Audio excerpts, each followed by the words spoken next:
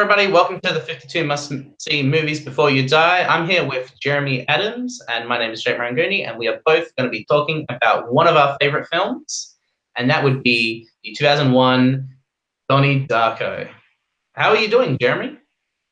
I'm doing great. I'm so glad to be here. This is my fourth time on this show, and I'm so glad to be doing this with you today, Jake. This is a nice change and very change of pace with this movie. I'm really excited to do this today.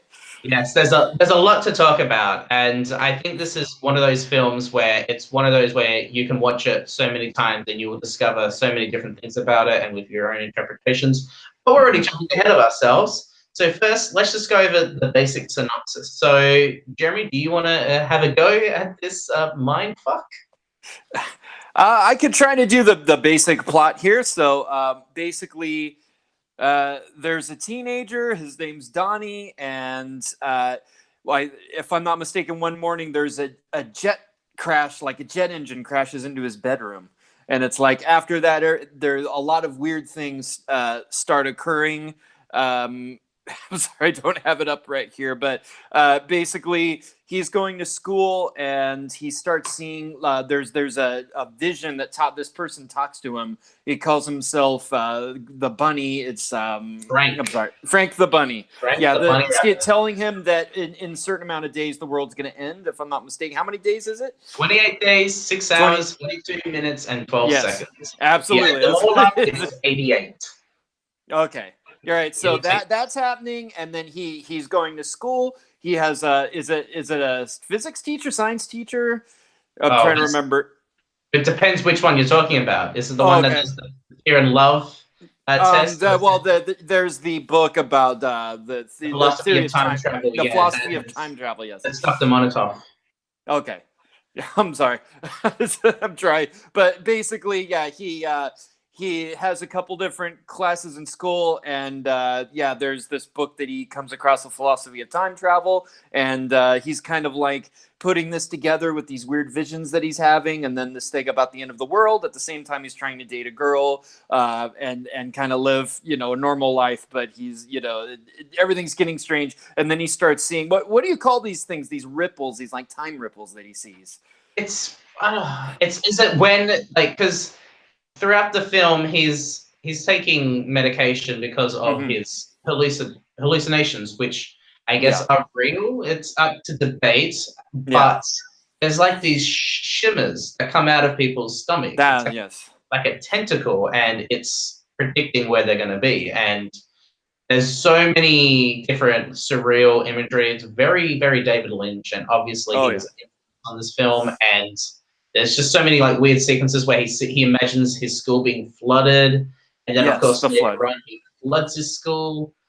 But it's one of those films that is just it's almost hard to explain because there's so much going on. I mean, it's a love story, it's a coming of age drama, it's about a boy's relationship with his mother at some certain points. It's also about a boy dealing with these trippy dream sequences, and it all just blends together so well. It feels like it does. It's original. A good slice of life because his relationship with his sister, I always thought was very like real, and you'll know why when we talk about it. It had a little extra level of reality to it, but that was all great. His relationship with the girl that he has a bit of a romance with, I always thought that was sweet, and but they're very awkward, like realistically awkward characters that I think we can all kind of relate to, people that have kind of come from that have been through those kind of experiences. But but there's just this feeling of doom over it, and you can read it like is like this vision like real, telling him that the world's going to end, or could that mean maybe only his world is going to end, maybe something is coming for just him? Like there's different ways to look at it. Or is this more symbolic, like when you're a young person you always feel like everything's going to end, like there's this like this kind of seriousness you take things with, and any bad thing can be like the end of the world. So there's a lot of different, it's just a very rich movie. And it's not when you can just talk about the plot like straight out. It's more like you talk around it. So that leads me to how did you discover this film, Jeremy? So if you've ever seen me on these shows, we talk about how I'm pretty ancient. I'm like an old guy. So I was already college age when Donnie Darko came out, and one thing we can kind of talk about is, unfortunately, when this movie was about to be released is right when 9/11 had happened. So there is, like we said, there is a jet engine and there is kind of a plane crash thing involved. So the studio. Do you remember the specific date that it was supposed to, that it came out? No, wasn't it December? It was. I think it was. No, I think it was October the 9th, to 2001, which is unfortunate because it was just less than a month later after 9/11. Absolutely. So yeah, I mean they had the film prepped and done, and then 9/11 happened, and now they're like, we were going to release this, and it was just the most awful time. It happened to several movies, like there was an Arnold Schwarzenegger movie called Collateral Damage that they pushed till the next year because it involved Time Machine, and there's the teaser for Spider-Man and the poster. Spider-Man had some advertising issues where he was swinging around the Twin Towers and all that kind of stuff. So yeah, a lot of stuff was affected by this. So basically, it was right at that time. They didn't know what to do with the movie, so they just basically kind of dumped it. There was very little advertising, but I do remember it was in theaters, and it looked interesting. I had actually seen a movie there was a movie called October Sky, came out a couple years earlier, that I saw in the theater, and I discovered this young actor, Jake Gyllenhaal, and I was a fan of his since then. And I know I at least saw a few trailers, and I thought, well, this movie looks interesting, and I love this young actor, and this could be something cool for him. But that movie was like in a few theaters. It was only there for like a couple weeks, and I didn't get to see it. But then it hit on DVD, like DVD was already around, at this time. So it hit on DVD like during the next year. And then I did get to see it. And I remember, this is like, I rented it and then I had to rent it again. And I had to rent it several more times because it's just such an interesting movie. There's so much to it. And, when you're at that age, like I was about, not too, maybe a little older than you are now, but I was like 22, I think. But if you're in your if you're in your early 20s, 20 or 22, it's the perfect age, I think, for a film like Donnie Darko, where your mind's kind of open to something different. You want something kind of new, and it kind of deals with people in that age, your late teens, early 20s. Like it kind of speaks to somebody in that age, and it's got so many interesting things to it. So I remember that. And I also remember in 2001, the David Lynch film, Mulholland Drive, came out, which we said this movie kind of evokes David Lynch a little bit. And that was another movie where you had to watch it over and over again and try to figure it out what's going on. And I remember my cousin and I basically one night we got together and we stayed up all night. I think we were talking just in conversation, probably 6-7 hours straight through the night, just about Donnie Darko and Mulholland Drive. I'm worried that is exactly what's going to happen today. It was just about that. So yeah, it had a huge impact at the time, and I think it wasn't just me.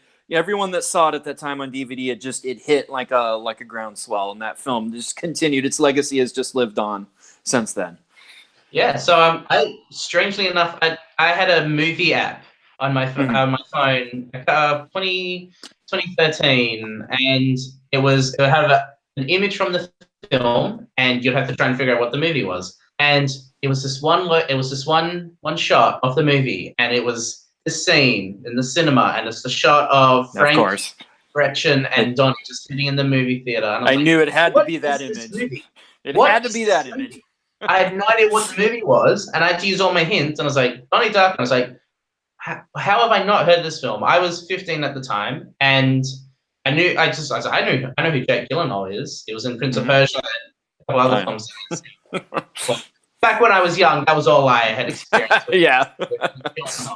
And so then I decided, okay, I'm gonna look this up and search for this movie. And the information that I found was like, okay, I was curious, and I just found out it's about a boy who realizes that the world's gonna end, and he sees a giant bunny rabbit. I'm like, okay, I can imagine this film.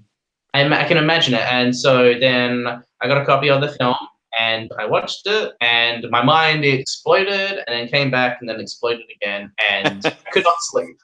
I could not sleep for a couple of hours because that was just all in my head. I saw it very late at night, and I was just thinking about the film and what does this mean and what does this happen? And that's when I realized I just discovered a favorite movie of mine, and I was just listening to the music after the day and just trying to think, what is it? And I watched so many analysis videos. What is the ending? What is the interpretation behind Donnie Darko? And that just made me really love the film more. Yeah. And so it's one of those films where I watch it every year. and I discover new things. I watch the original cut and then the director's cut. We'll talk about the director's cut later on, but it is one of those films that just you get so much more out of it from multiple viewings because there's just so much that you can only process with one viewing. It's one of those films that just gets better with age. It's a fine wine. Oh yeah. So this film was made in 2000. It was released in 2001. They was doing production in 2000. It is written and directed by a guy named Richard Kelly. And unfortunately, he has not had the best of career lately. No. Donnie Darko was his directorial debut. He had done a couple of shorts earlier. He just graduated college. He was in his 20s. I think he was 27, 28. He was late 20s when he made this. And that's quite young for your first film with this amount of success, because he even said that he was too young to make it. And he wrote the script, and I think he sent it off to Drew Barrymore's production company, which is, I think, Flower Films. Yeah. And she read it, she loved it, and was like, okay, let's get people into this. And I think that's how Gyllenhaal and Patrick Swayze and all these actors got into it, because they just read it. And then, of course, they started filming, and all of this stuff happened. They filmed it in 28 days, which is very ironic and coincidental. That is ironic. Takes place roughly 28 days and is about the end of the world in 28 that's days. That's like a pretty standard schedule for an independent film. Like they usually don't go over 30 days, but yeah, that is kind of funny though. I just looked. He was 25 when he made 25. That's even younger than I thought. Yeah. I know, isn't that crazy? It's like Orson Welles and Citizen Kane. These 25-year-old geniuses. Crazy. Yeah, but then, after the film was released, unfortunately, it was coincided with 9/11. It didn't make as much money as it could have. The publicity and the promotion was very scarce. Not a lot of people saw it. It's one of those trippy films. It just doesn't make it over to audiences. It's very much like Annihilation if we're comparing it to this modern cinema. But then a couple of years after its release, it started to develop this cult following because everybody was trying to decipher it. It's just like Mulholland Drive or Eraserhead, all these weird arty films. It was just a matter of, can I decipher it? Can I figure out what it is? And that's, of course, when they released the director's cut and the 10th year anniversary. And it's got a wide audience. There's so many top 10 favorite films of all times on YouTube, and Donnie Darko is up there for people. They're one of their favorites. It is my second favorite film of all time, right at this moment. It used to be my favorite film, but it is just a film that just has so much to it. And of course, that leads to the actors. So do you want to go over our actors? Okay, so I mentioned Jake Gyllenhaal, who plays Donnie, and then I did kind of hint that his sister, Maggie Gyllenhaal, plays his sister in the film Elizabeth, and this was it her first role? I think it might have been, at least very early. Was Secretary before this? No, that was 2002, I think. Okay, so that was a couple years after. I think if I'm not mistaken, I think it was. In any case, very early. It very much reminds me of when John Cusack, they would be they did a couple of movies together. I know in Gross Point Blank, but this is one where brother and sister in real life play brother and sister in the movie. Yeah, and they haven't really done that since. So it's kind of nice to go back to earlier in their career and see that. And like I said, that relationship is so real in the film, and they're kind of like opposites in a certain way, but you could still tell that they're brother and sister. And it's a really great relationship.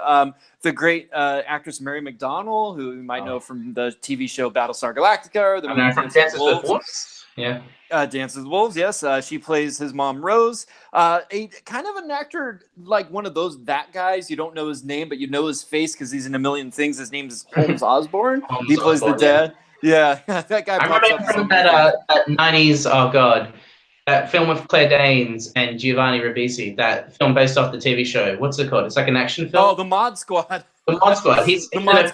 He's in that. Yeah, he plays Giovanni Ribisi's father in like one scene. He's one of those like character I actors. believe, if I'm not mistaken, he's the dad in That Thing You Do, the Tom Hanks, the Rock movie. Great movie. Okay, Jena Malone plays the girlfriend, Gretchen, like the new girl in town, who Donnie, kind of has a relationship with throughout. One the of film. my big movie crushes, Jena Malone. She was, I was around at that time, and she was, really a thing. She was in so many movies at this time. Earlier on, she was a child actor, sort of. She popped up in movies like that, but then she was in like Life as a House with Hayden Christensen, and she was like really like cast a spell in that movie. And she's just had a long career, been in so many things. I think people would probably most know her now from the Hunger Games. I know also from the Neon Demon. Oh yeah, almost I like to think is the semi-sequel of Donnie Darko, and then just her character and the weird, disturbing, perverted stuff in that movie. Yeah, that makes sense. She's great. She's had a long career, and then it's the younger sister, right? Samantha Darko, who has a little footnote that goes along with that character we can mention later. The sequel. Yeah. We can mention that maybe offhandedly, but the younger sister is played by I think it's Devay Chase. Devay. I never knew how to say it, but people would most know her as Samara in the original Ring. She played Samara only in the first film, but she was in the first one. I know her more for the voice of Lilo and Stitch. Lilo and Stitch. That's the other thing. Yeah, absolutely. All right, and then I actually knew this actor. I don't know if I'm the only one going before this movie came out. I knew the actor James Duvall, who indeed plays Frank the Bunny. He was in some indie films in the 90s. Independence Day. Yeah, Independence Day, and then he did a weird. Yeah, Doom Generation. Yeah, I saw that movie.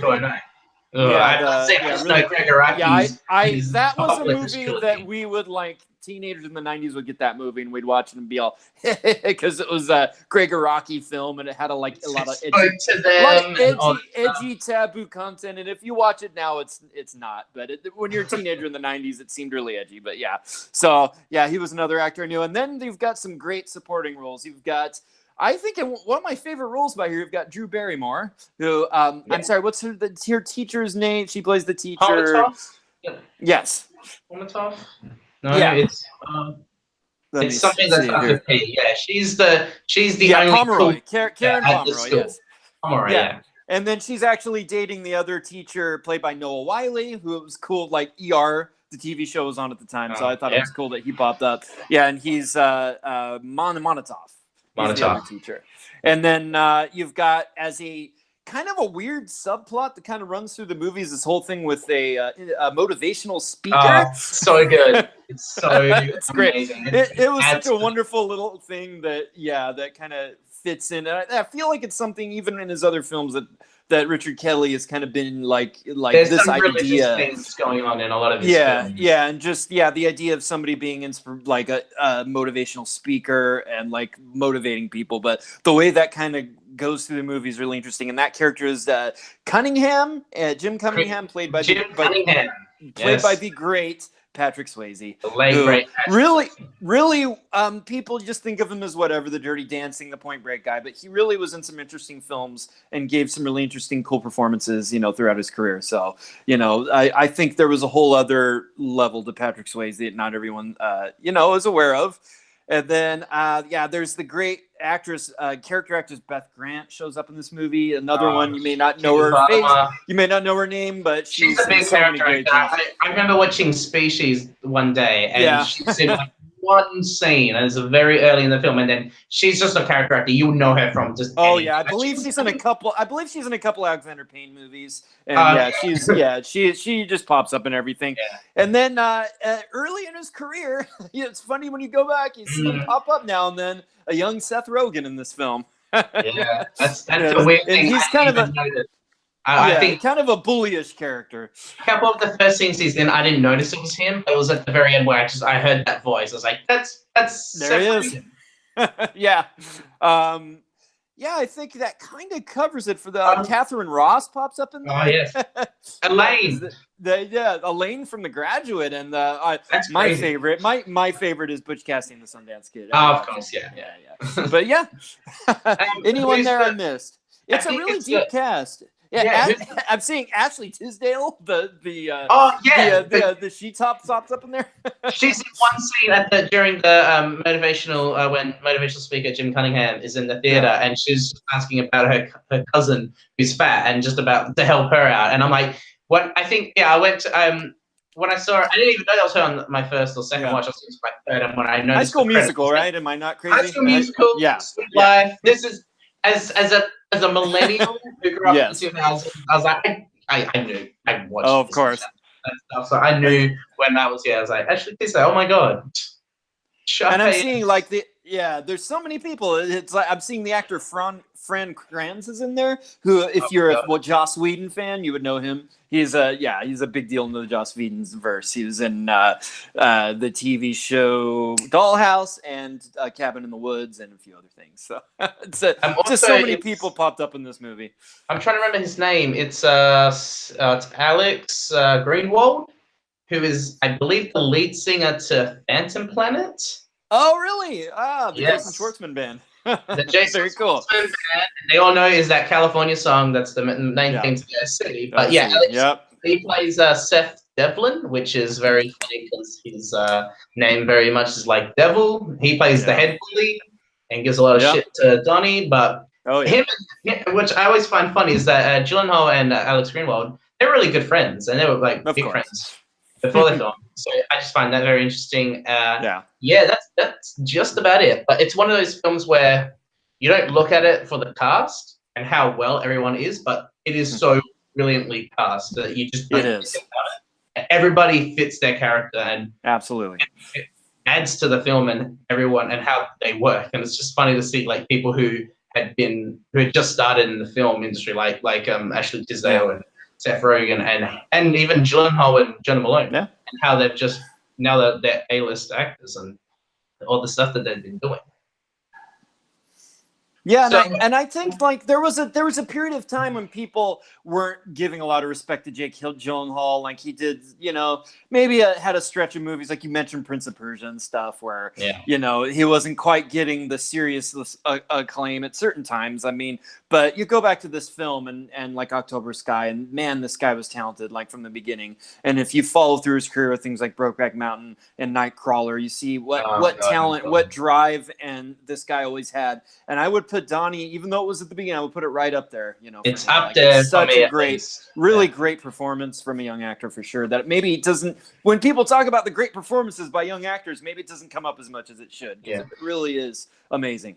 Gyllenhaal is very underrated in this film because I think his acting is what really sells the film. In that it does. He's a troubled kid who is dealing with all of this stuff that he just doesn't understand, and a lot of it can be repetitive, the way he looks and the way he acts. But then there's also those things where in the school where one of the funniest scenes is when the gym teacher Kitty Farmer, she's got this this chalkboard and she's just put a line and then fear and love, and she's basically, because of her inspirational beliefs in Jim Cunningham, she's going it's very, very evangelist sort of stuff. I don't want to make fun of anyone who's religious watching this, but there's very much poking at religious satire and those evangelist people who are just saying, praise the Lord, if you praise, there's going to be good coming your way and all that sort of stuff.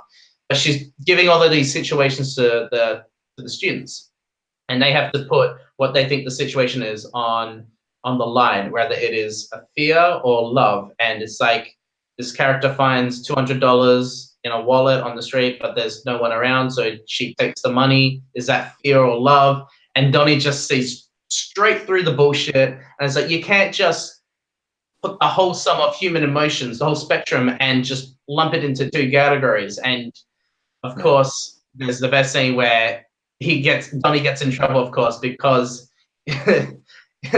he says to Kitty Farmer to put the Lifeline exercise book into her anus, and it's just so it's great.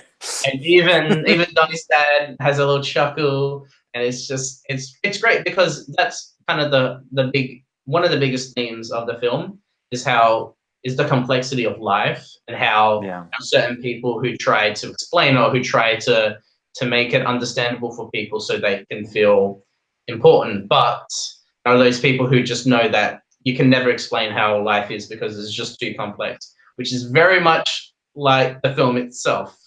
Yeah. So I love those certain types of things, because there's also the scene later on where Jim Cunningham is having his motivational speech to the people in the lecture, and there are certain people who come up and say, I want to learn how to fight so I can fight this bully. And of course he's like, fighting is not the answer. It should be about love and all this stuff. And Donnie just steps up and says, I think you're all full of shit. And you know what? You should, instead of just showing love, you should get some karate moves and then kick him in the balls. And then, of course, it's just like, this is a boy of fear. And then, of course, Donnie says that he is the Antichrist, which is very funny because Jim Cunningham, his first initials are JC, which is very much like Jesus Christ. Yeah. Probably just a coincidence. I don't know with this film. It's just so layered. It's got so many layers.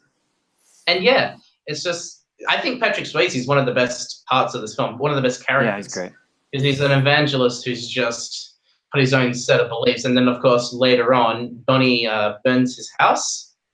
Maybe his powers, I don't know, or just burning it. There's a lot to explain as to how he's able to do certain things. But, of course, we discovered that in his house, Jim Cunningham had a child dungeon with some weird shit. And, of course, he went to jail. But, yeah, it's just everyone's perfectly cast. It's great, and I always love seeing character actors in bit roles, because it's like they fit that character. They know what they're doing, and I love that for that.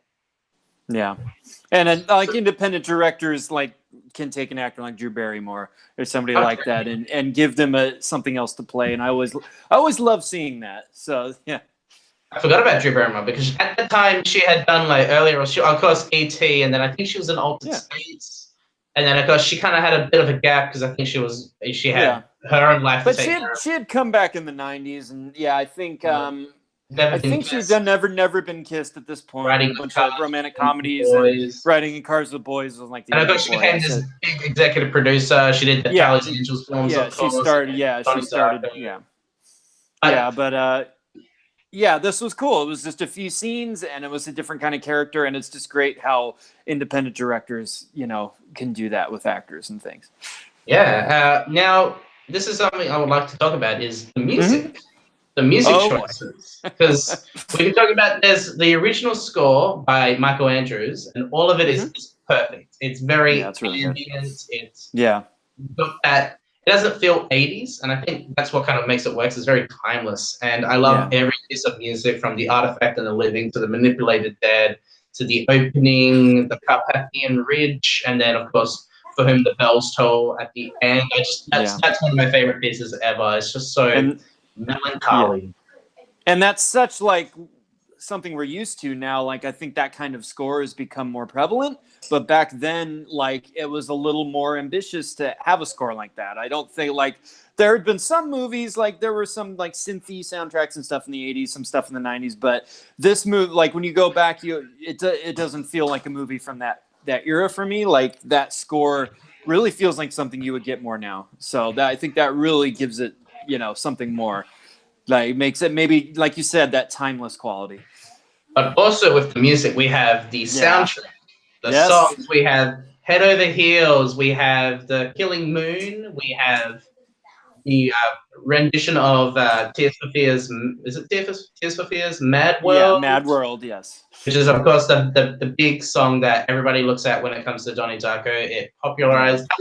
I think that's the one thing that came out of that into pop culture, because now everybody. Yeah, the Gary Jules cover, which I think has probably overtaken the original Tears for Fears version in popularity over the years. So yeah, and I just have to for a second talk about the head over heels sequence, which is right at the beginning of the film. Yeah, the kind of continuous shot where he's walking through, and it's kind of introducing you to all the characters, and it's got that great song. I actually created a playlist on YouTube of the best movie music sequences, and that is way up there. That was one of the first ones I put on there, because absolutely lots of Tarantino scenes. It's one of the best scenes, and that it gives so much for the characters, because in that's the first time we meet the bully Seth, and how he's smoking, he's sniffing coke, and the teacher's just like glitzes and then walks past, and how oblivious they are to all the shit that's going on. There's also the introduction to Gretchen. It's a great shot. It's through the mirror and the reflection, and she's walking to school. A fun fact about that scene is that originally was not meant to be one take. Yeah. Richard Kelly had showed up on set, and he's like, "Can we do this?" He talked to the cinematographer Stephen Foster. He's like, "Can we do this all in one take?" And so, okay, because originally that wasn't the plan. I think it was just going to be a bunch of shots, and so of course that turned into one of the best scenes. And I think they spent the whole day just rehearsing that and filming it. And it's so brilliant, the blocking and staging. That's one thing that doesn't get a lot of recognition, I think, is the directing and how Kelly blocks and stages every shot. Because it's this great song from the 80s, of course. It's the perfect time period. And you're going through the scenes, and when you're introduced to Kitty Farmer, she's just got the book of Additional Beliefs with Jim Cunningham. That's everything you know. You can just everything from her character is in that one shot of her. Yeah. And then you meet, of course, Drew Barrymore and her husband in that one scene when they meet Jim Cunningham, and then of course they hint at they set up Sparkle Motion, of course. Donnie's little sister Samantha and her oh yeah, I love that. a Spice Girls-esque band, or I don't know, were there any big girl bands in the 80s or dancers or like I don't know how to explain it, because I'm not from the I was not born in the 80s. Yeah, there was a lot of like dance movements that like kid dance groups and stuff like that, and they would have like live performances where these just kids would come out and they dance to like poppy music and have routines, and it was just a big thing. Yeah, there was even like a thing at like Disneyland here in California. They had a thing called Videopolis where they played just pop music and there were just kids dancing and it was just all in your face. It was just kind of like what the 80s. I think that's a wonderful nod to that. Yeah, there's a scene later on just before Donnie burns down Cunningham's house where it's like the talent show. And you have the band Sparkle Motion, and they're dancing to Notorious by Duran Duran, I believe. Duran Duran, and of course everybody's like loving it. It's I feel like that's kind of also a really cool theme is the adults. It's Kitty Farmer, and they're just mending and molding these kids into just being these superstars for them personally, just because it's that's the type of thing, and everyone's loving it. It's the safe choice. There's all that weird other talent show stuff. There's the one with the what's her name, Charita.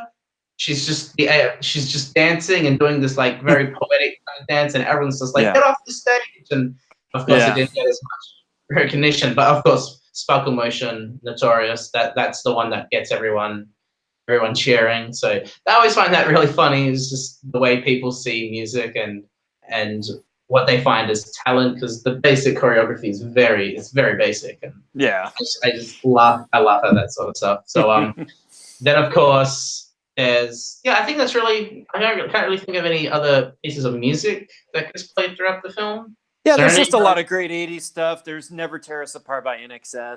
That's the one pops up in there. Yeah, a lot of this. Some good 80s songs in there. You mentioned Duran Duran. Oingo Boingo Stay. That's right. Oh, wow. That's a great song. Yeah, I remember that pops up in there. Yeah, Love Will Tear Us Apart. Joy Division. That's right. That's one of the first times I heard that song was in this movie, and then I kind of discovered it when I discovered Joy Division later. Yeah, so just it's a rich soundtrack. There's a lot of good stuff. And it all blends in so perfectly with it's weird, this like kind of like you said, this almost hypnotic mood of this film, but the way it weaves like poppy music into it, and it all just creates this feeling as you go through the film. It's just so expertly done, and just the dreamy kind of the way that the film is shot and edited. There's a floating quality to a lot of it, and I think that it's something he was trying to get at, something very specific with what this film, like the mood that it creates, and it's so interesting how he weaved all of it together.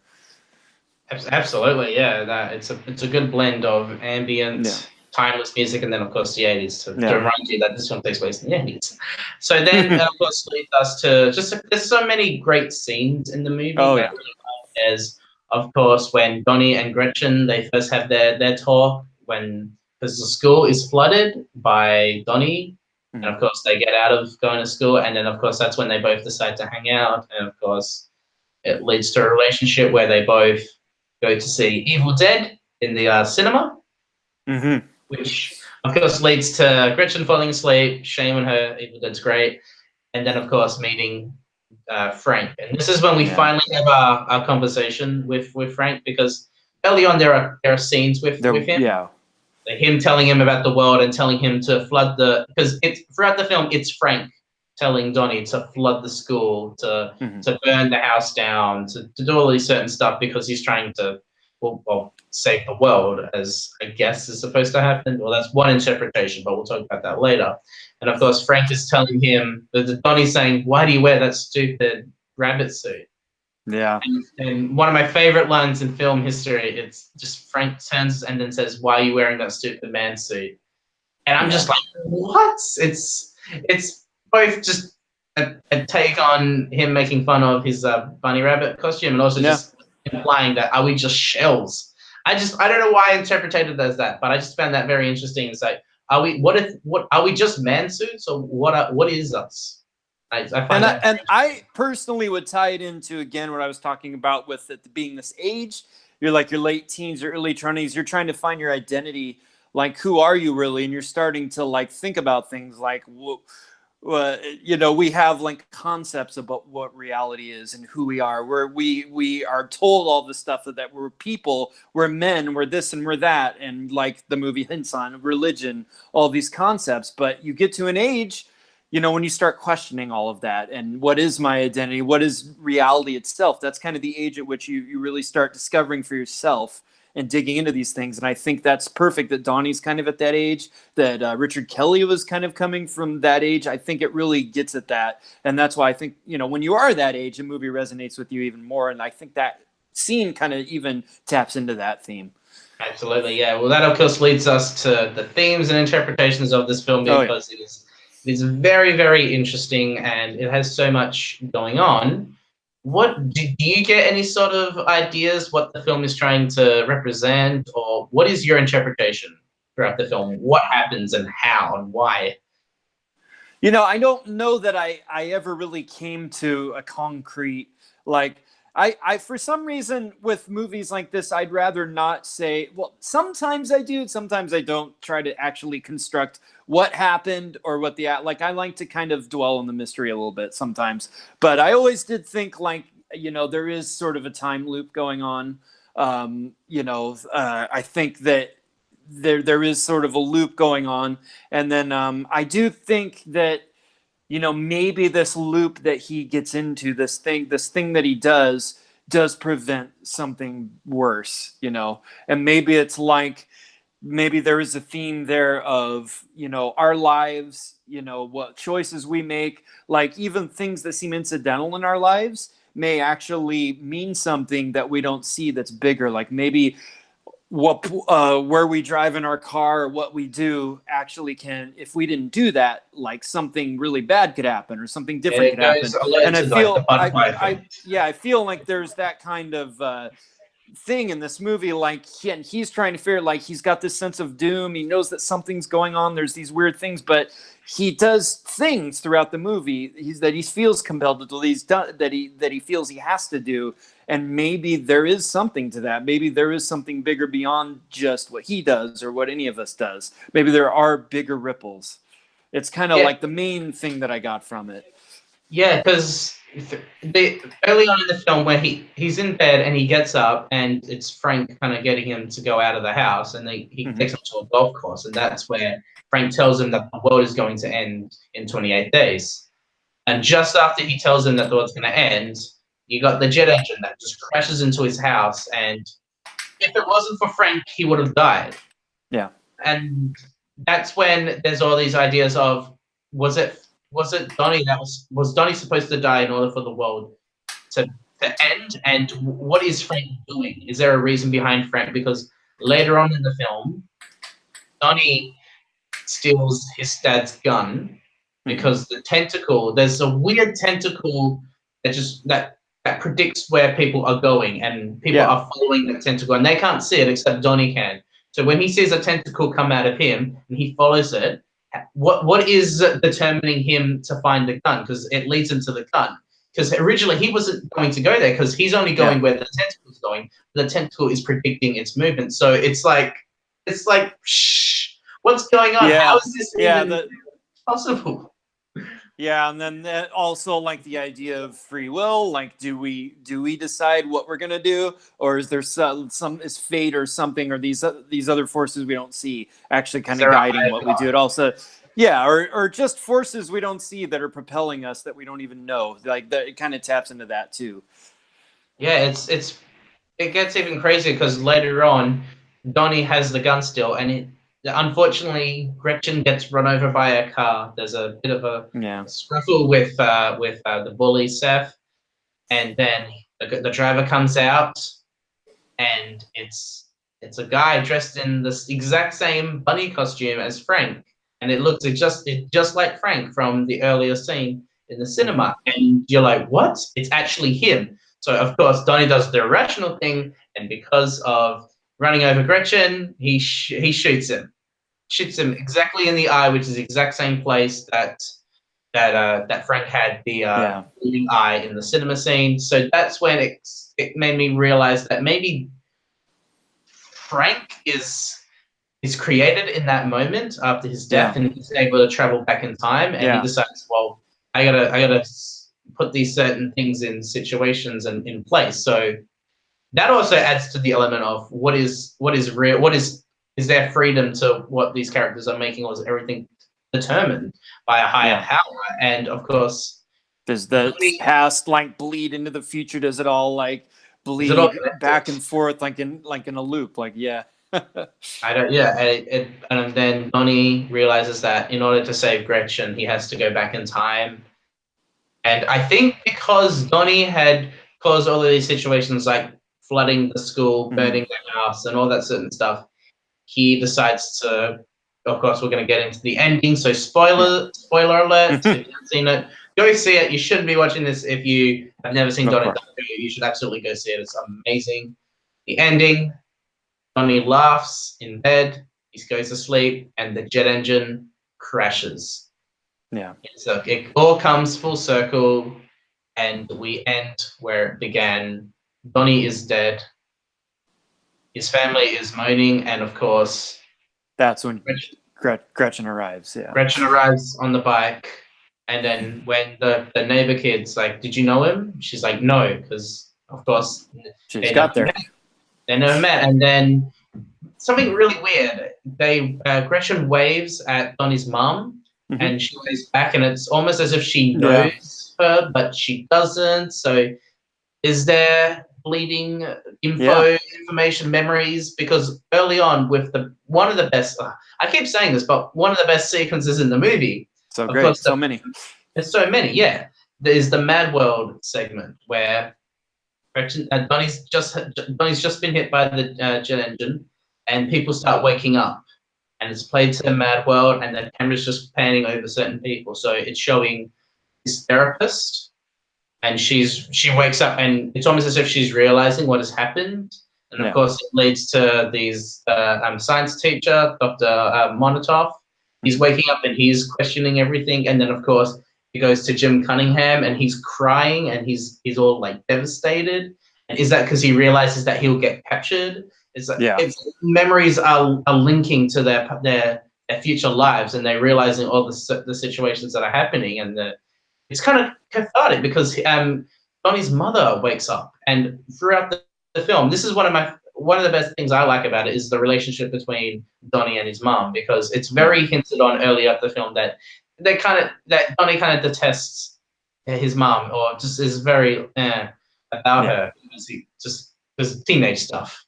And later on, Donnie realizes, or she realizes that Donnie is actually is just there's nothing wrong with Donnie necessarily, or that he actually really loved her and all this certain stuff. And of course, it's her. That's the ending that she knows, not his father or his sisters. It's her that knows the truth about what happened in the previous timeline. And I really like that sort of stuff. It's very, very subtle. And Yeah, it's a good description of everything in this film. Is that it is just so many subtleties that you just cannot notice in the first. And you have to talk about like what a rewatchable movie it is, because those are not things you might catch on the first viewing.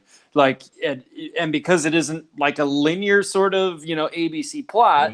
Yeah, it really rewards going back and seeing how these connections and these subtle things. And I think that again is why it's had such a life, is because people do. This is a movie that people go back to again and again, and it rewards that. And I think a lot of these kind of more like odd, cerebral sort of like make you think movies. A lot of them are kind of cold, but I feel like there's a warmth to this movie. Like you do care about Donnie and you do relate to him and many of the characters. And there is kind of an emotional heart to it that a lot of, I would say, films like this maybe don't always have. Maybe David Lynch movies don't always have. And I think that also is something that I appreciate about it.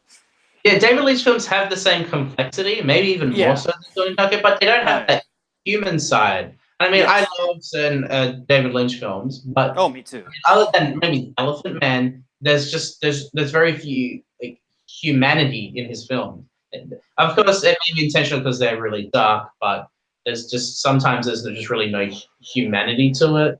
But that could just be or like Mulholland Drive, like when you start to get into the characters and you're relating to them, and then all of a sudden the whole thing switches and they're different characters now, and you're all through. Like, what?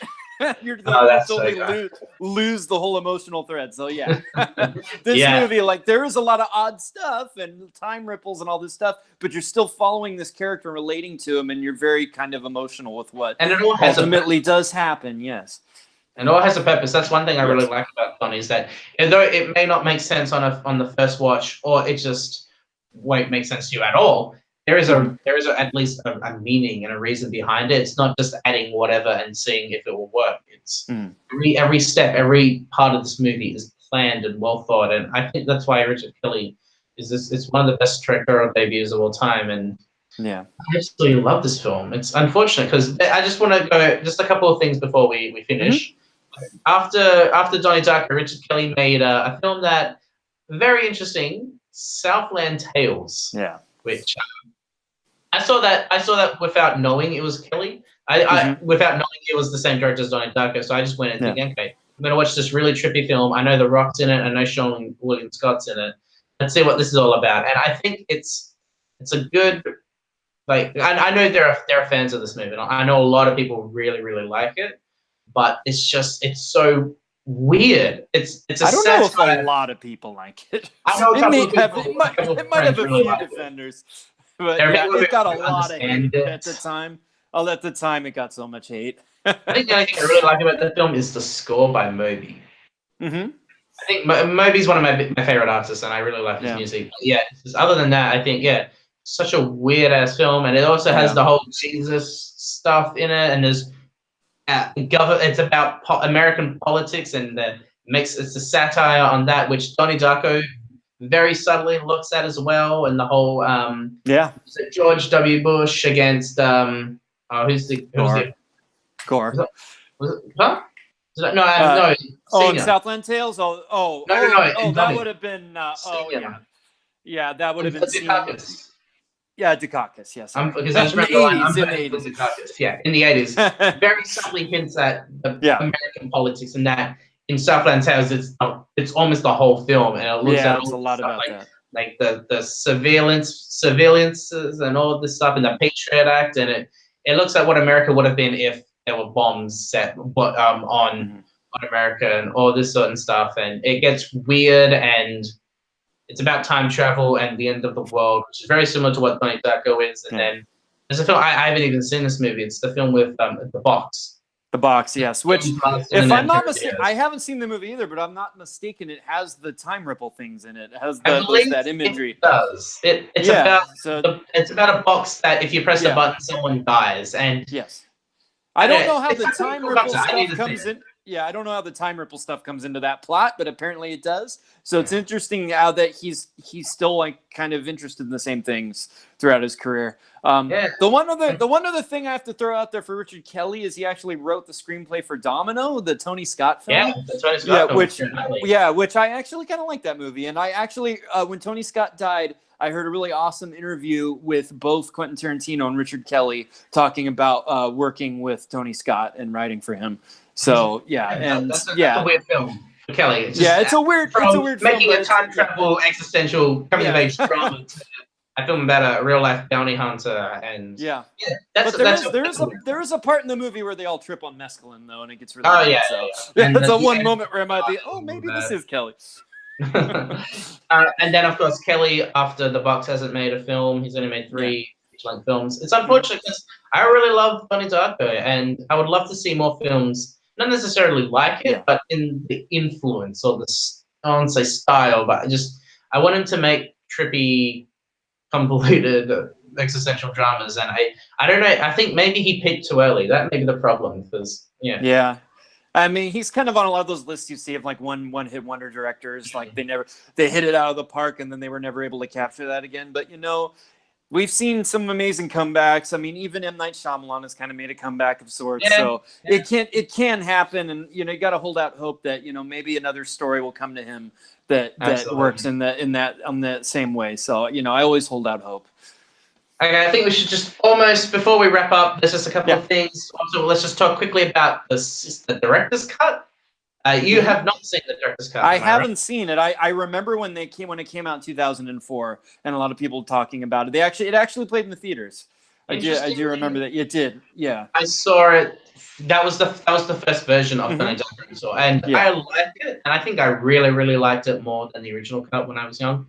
But in retrospect and in hindsight and looking at both versions, I like the ambiguousness of the theatrical cut, because the director's cut shows pages from the philosophy of time travel and actually explains a lot more, like what is actually happening. Frank is the manipulated dead, all the artifacts and the living and all of this stuff. It makes sense, but it's just makes sense. I like the convolutedness of the film and the way that it is presented, because really it's about a love story of Donnie and Gretchen, and all of this crazy stuff's happening. It's cool if you're a big fan of Donnie Darko. I suggest watching it just out of curiosity and just to see what the film gives.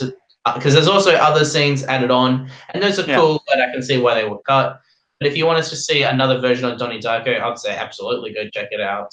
Isn't it like Kelly's preferred version? I think it's Kelly's preferred version. I know Roger Ebert likes the director's cut more. He did, but it's a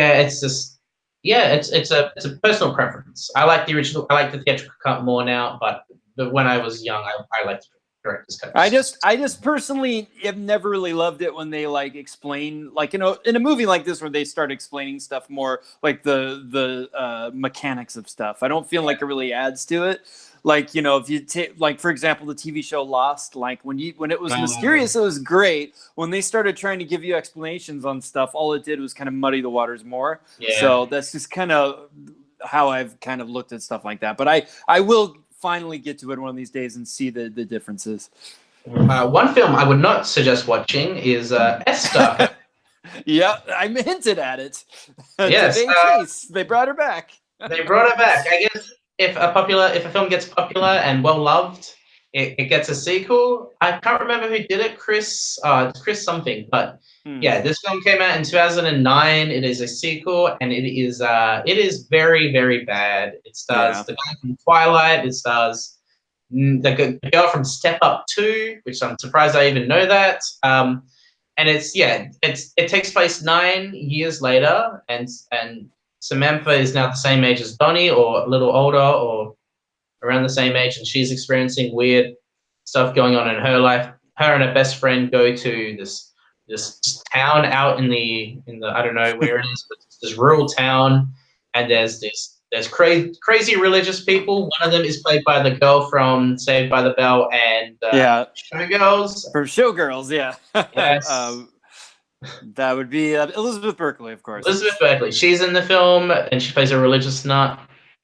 And of course, there's there's a cinema scene which is only there because it was in the first Donnie Darko, and there's a guy who makes his own rabbit mask because he is actually the same. He's taking the same role as Donnie, and this time Samantha is taking the role of Frank, which I find is very interesting because she's got a dead version of herself who's telling the character what to do and how everything works. And I thought that was probably the only thing I really liked, is that they swapped it around. Yeah, that's a cool thing, but it just has so much crap going on, and there's a meteorite that hits that gives the guy from Twilight this rash, and then he becomes Jackson Rathbone. Jackson Rathbone, yes, he had a great career, and it tries to explain too much and also explain nothing, which seems like a good fiction. And it was a straight-to-video release. Straight-to-video, which is never a good sign, at all. I do remember at one point hearing Richard Kelly saying it's like one of his biggest regrets is that he gave them the okay to do it. Yeah, I was going to say, Richard Kelly has disowned the film, and he does not like it. And which sucks because we'll never get a sequel, or we'll never, which I don't think I would have liked a sequel, but I like that they're taking it in a different turn, as in focusing on someone else and their story. I thought that was the only thing I thought would have been cool in a sequel, but sometimes films are just, they begin and then they end it would have to be like it would have to be Richard Kelly's vision that would and it don't have to be Richard Kelly, because I would only trust him to make a sequel, as much as I would feel more skeptical than optimistic about how the film would be. But and there's just, I think that's about it. There's the Donnie Darko book, which, of course, as a fan, I got. It goes over the original script of the movie. It also just looks at some cool artwork and pages from the philosophy of time travel, which is just a cool read. It also has cool stills from the film. I don't know if you can see that. Then there's just all the stuff that Richard Kelly did, which I like, and all the crazy stuff, and then photos that he was inspired by. But it's a good read. I'd only suggest it to those who absolutely adore Donnie Darko and are just big fans of it. Just want to get everything that's Donnie Darko related. But let's wrap this up. This is one of the best movies ever made. Would we both agree? Yeah, I would agree. It certainly, in this kind of genre, it's way up there for me. I don't even know how you would classify, if you're going to say like a science fiction-y sort of sci-fi elements, there's surreal movie, elements, it's experimental in certain parts, the drama. It's so hard. It's hard to classify, but it is like a certain type of movie, and it's like the best example of that. And it does. And there have been a lot of other movies, especially indie movies, that have tried to do this sort of thing. Even Richard Kelly himself, and it was like lightning in a bottle. It just all worked in this film, and it launched so many great actors. And and I definitely would put it in very high for my favorites from that decade, and especially like the early 2000s. I think it is a standout film from that period, when there really was a lot of really interesting, creative stuff going on. I think there were a lot of great films. You had like Iñárritu and Paul Thomas Anderson and all these great filmmakers kind of starting. Like Amores Perros, another one of my all-time favorite movies, is right at this time. And it's just there's so many great artistic things going on that maybe it doesn't get like the recognition it deserves that time period, but there's some of our best filmmakers have come from then, and this movie is it's a shining example, I think. Memento also was this year, the year before. Sorry, 2000. It's a great film from a great period. I can talk about Iñárritu for ages, because there's a one particular film that I absolutely cherish that I won't say. I know. My movie's Amores Perros. I know what your movie is, but Amores Perros blew my mind. I don't want to get off topic, but cinema is dead, or it's dying, or in the even since in the 2000s. I mean, there are films you just got to look. There are so many great films. You just have to look. Don't look at Hollywood. Independent films always have so much more creativity, I think, with what they do. And as I said this before, it's my second favorite film of all time. It is a very high second. I have like 70 favorite films. This is number 2. It used to be number 1. It is definitely one of my favorites. I've seen this film at least 8 times. I've seen the director's cut a couple more. I've got like 5. I've seen this film so many times I've lost track of it. you get so much out of it, and it's a good watch, and I would highly suggest everybody go check it out, because I think it's one of the 52 must-see movies before you die. I think we're going to wrap it up right now. I think that's the best way you're going to end it. Thank you so much for coming. I'm Jake Marangoni. Jeremy, is there anything you want to plug? If you want to just sure. You can find me on Jeremy Paul Adams on Facebook, Jeremy Paul Adams on YouTube. I have a lot of videos on there. And then I also am involved with the channel that you'll find this video on, which is Full Metal Media. We do talk show, top 5 show type shows. And then we also do live trivia matches. And then I'm a question writer there and a host. And then I also am the head question writer for Worldwide Movie Games, which is another league where we do movie trivia, and you can find me there. And Jake is a great competitor in all these leagues, so that's kind of how we found him.